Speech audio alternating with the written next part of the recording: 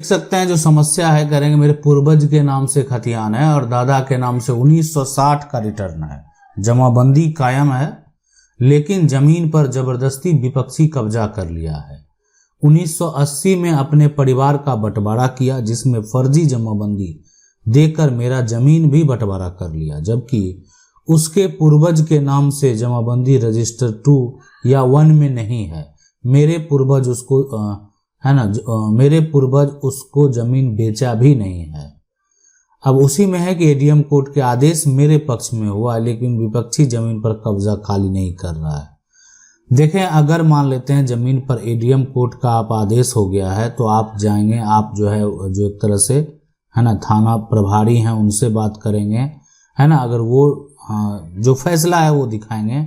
आप उसके बाद डीएसपी के पास जा सकते हैं, एसपी के पास जो है आप आवेदन दे सकते हैं कि मेरा एडीएम कोर्ट का जजमेंट है, अगर आपके पक्ष में आदेश हुआ है, कब्जा खाली करने का आदेश हुआ है, तो उस केस में जो है आप एडीएम कोर्ट का जो आदेश है उसको लेकर जाएंगे, बिल्कुल कार्रवाई होगी, बिल्कुल आपका जो कब्जा है वो खाली कराया जाएगा, कब्जा खाली कराया जाएगा।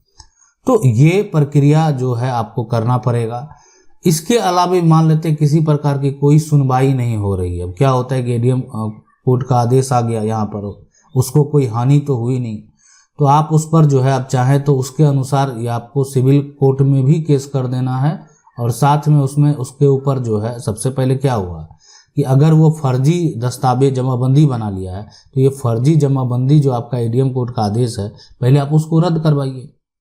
आप अगर एडीएम कोर्ट में केस जीत चुके हैं तो आपको ये फर्जी जमाबंदी जो बना लिया है वो तो उसको रद्द करवाना है, उसको कैंसिल करवाना है। तो अगर वो कैंसिल हो गया, आपके नाम जमाबंदी कायम हो जाना चाहिए। तो डॉक्यूमेंट से पहले आपको मजबूत बनने की ज़रूरत है। अगर आप डॉक्यूमेंट से मजबूत नहीं हैं, कोई ज़मीन की फर्जी रजिस्ट्री करवा लिया, तो आप पहले जो है रजिस्ट्री को कैंसिल करवाइए।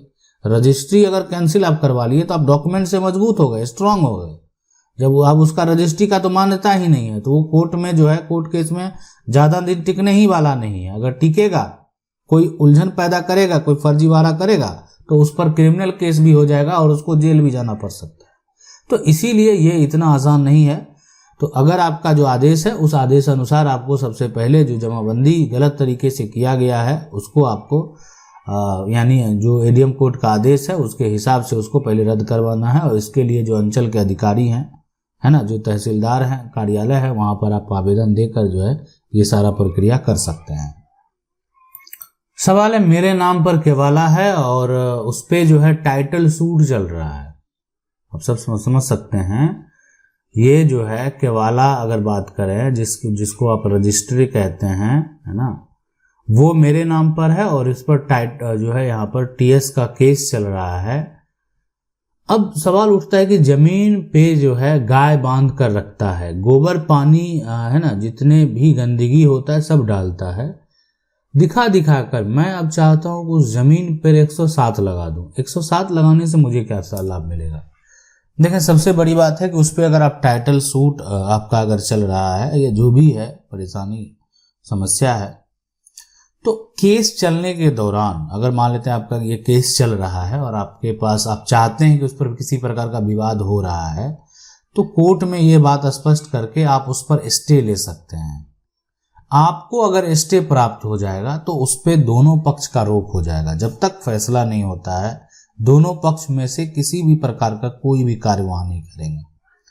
तो ये आप अपने वकील से बात करेंगे कि मुझे उस जमीन पर स्टे लेना है। धारा 107 का यहाँ पर कोई मतलब नहीं है। ये एक तरह से जो मामले हैं वो इस प्रकार लड़ाई झगड़ा होता है पुलिस प्रशासन के द्वारा, तो ये जो मामले हैं आप मारपीट की नौबत हो जाती है, तो इससे यहाँ पर जो है लेना देना नहीं है। वो मामले हैं, एक सब टाइटल सूट चल रहा है, नहीं तो उस पर 144 भी लोग जो है मजिस्ट्रेट के पास से लगवा देते हैं कुछ समय के लिए। धारा 144 लगा हुआ है।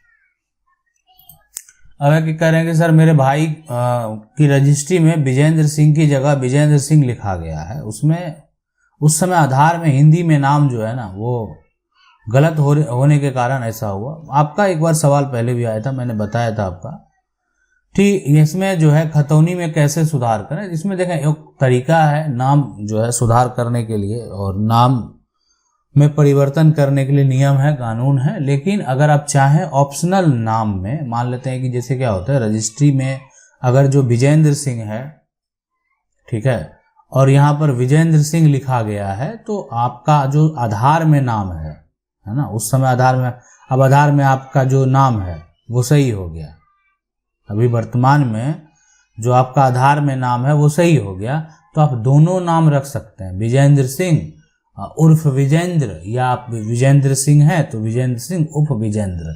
तो इसमें क्या होगा कि आपका दोनों नाम आपके डॉक्यूमेंट में आ गया, पहचान पत्र में आ गया, तो फिर आपको कोई दिक्कत नहीं होने वाला है। नहीं तो फिर आप नाम सुधार करने का प्रक्रिया है, उस प्रक्रिया के तहत जाना होगा। अब यहाँ पर जो सवाल ये करें, सर मेरे दादा के नाम से जमीन जो है वो निकल रहा है, या 1 एकड़ जो है 71 डेसिमल।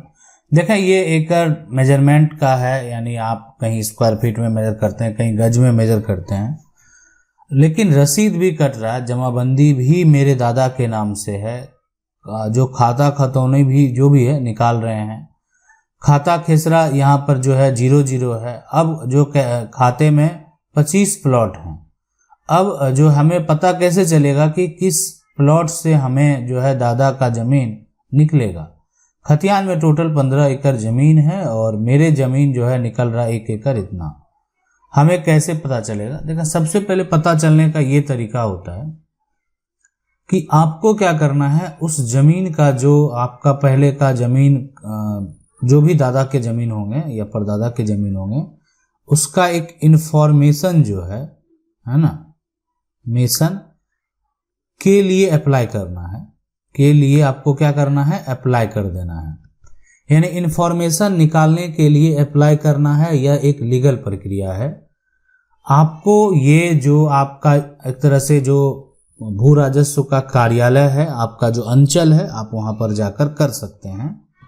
वहां पर जो रजिस्टर मेंशन हुआ होगा, यानी आपकी जमीन जो किसी के नाम से अगर ट्रांसफर किया गया होगा, तो ये अगर वो किसी दूसरे को रसीद काटने की अनुमति दिया गया होगा, तो वो सारा डिटेल आपको लिखित तौर पर प्राप्त होगा, जिससे आप ये पता कर सकते हैं कि हमारे पूर्वज के द्वारा, जो भी पूर्वज थे उनके द्वारा जो है कितना जमीन बेचा गया है, और जो परिवार के सदस्य हैं उनके द्वारा जो भी है जमीन है, कितना जमीन बेचा गया है। और इसके बाद आप एक अनुमान लगा सकते हैं कि आप जो है कितना बिका है, कितना शेष है, कितना आपको प्राप्त होना चाहिए। सवाल है, सर मेरा जमीन 1936 से हम लोग खेती कर रहे हैं, रसीद भी कट रहा है, जगह से रोड निकला है, सरकार भी उसका पैसा जो है हम दिया था 2011 में, लेकिन वह जमीन 2019 में किसी दूसरे व्यक्ति को बेच दिया, रसीद भी कटा है, इंटरनेट पर दिखा रहा है, तो उस पे जो है दावा करने वाले को एक तरह से करने वाले 2 लोगों को मैं कोर्ट में हरा चुका हूं। फिर भी जिसको मैंने हराया था वो किसी और को बेच दिया, वो कुछ भी कर दिया। सबसे पहले अब उस पर जो है आप क्रिमिनल कोर्ट में केस फाइल करें। अगर आप कोर्ट में उसको हरा चुके हैं, और कोर्ट का देखें क्या होता है कि कोर्ट का जो आदेश है, कोर्ट का जो फैसला है, ठीक है, जो फैसला आता है, तो उस फैसला को ना मानना भी एक प्रकार का अपराध है। आप क्या कर रहे हैं, इसका मतलब जो एक तरह से कोर्ट का आदेश है उसका आप उल्लंघन कर रहे हैं। तो अगर नहीं आप मानेंगे तो आपको दिक्कत का सामना करना पड़ सकता है। इसीलिए कोर्ट का फैसला तो सरकार को मानना पड़ता है, ठीक है। तो इसलिए अगर मान लेते हैं वो कोर्ट के आदेश को नहीं मानता है, कोई व्यक्ति जो है गलत तरीके से आप जिसको हरा चुके हैं वो आपकी जमीन को इधर उधर कर रहा है, तब उस पर जो है धोखाधड़ी का 420 जो है धोखाधड़ी का मुकदमा जो है, इसके अलावा भी बहुत सारे अन्य धाराएं हैं धोखाधड़ी का। अगर कोई जाली दस्तावेज के आधार पर किया है उसके लिए, तो जो भी है सभी धाराएं लगाकर उस पर कार्रवाई करें आप, और तब उसको समझ में आ जाएगा कि आखिर जो है कोर्ट की जो आदेश है उसका उल्लंघन करने का मतलब क्या होता है। सर्वे से पहले हमारे पास कोई जमीन नहीं थी। सर्वे के बाद 1990 में हमारे दादाजी 4 जगहों पर एक ही मौजा में जमीन खरीदी है, सारे कागजात हैं। देखें एक्चुअल होता क्या है, बहुत लोग इसको इस तरीके से समझें, है ना। ये सारे जो मान लेते हैं ये जमीन का एक टुकड़ा है, और ये जमीन जो है खरीदा गया, इसमें जो खतियान में अगर देखा जाए तो खतियान में एक तरह से नाम है किसका, तो मान लेते हैं उसका नाम जो है वो है एक तरह से संजय का, ठीक है। तो संजय मान लेते हैं ये जो भी हैं उनके नाम से ये प्लॉट दर्ज है, खतियान में दर्ज है। संजय जो है यहाँ पर, संजय जमीन को बेच दिया, ठीक है। अब ये किसके पास बेचता है, एक खरीदार है, ठीक है। वो खरीदार जो है वो क्या करता है, जो कि अजय नाम का है, वो क्या करता है, जमीन को खरीद लेता है। उसको क्या प्राप्त होता है, जमीन की रजिस्ट्री प्राप्त होती है, खतियान संजय के नाम से, रजिस्ट्री अजय के नाम से। अब एक ऐसा समय आएगा जिस समय राज्य सरकार के द्वारा निर्णय लिया जाएगा कि जो भी जमीन के खतियान हैं, यानी जो प्रॉपर्टी देख रहे हैं उसके खतियान हैं, वो एक तरह से पहले अब नया खतियान बनाया जाए। तो उसमें जितनी लोगों की रजिस्ट्री हुई है, जो लोग जमीन को खरीदे हैं, जिनके पास रजिस्ट्री है, साथ में उन्होंने दाखिल खारिज भी करा रखा है, ये सारा कुछ उन्होंने करा रखा है, तो उनको क्या कर दिया जाएगा, उनके नाम से खतियान बना दिया जाएगा। तो इसलिए आपका जो है 4 जगहों पर आपने खरीदा है, कागजात जो सारे कागजात हैं, खतियान कहाँ से बनेगा, तो ये समय लगेगा बनने में, ये राज्य सरकार के ऊपर डिपेंड करता है। और ये जरूर आपका जो है बनेगा, लेकिन थोड़ा समय लगेगा, तुरंत आप सोचेंगे नहीं बनेगा। आने वाले समय में जब ऑनलाइन डिजिटल प्लेटफॉर्म होगा तो ये सारे जो टर्म अपडेट हैं वो आसानी से हो पाएंगे। अभी सभी दस्तावेज को चेंज करने होते हैं, सभी मैप को चेंज करने होते हैं, इसीलिए समस्या उत्पन्न अभी के समय में जो है वो होता ही है।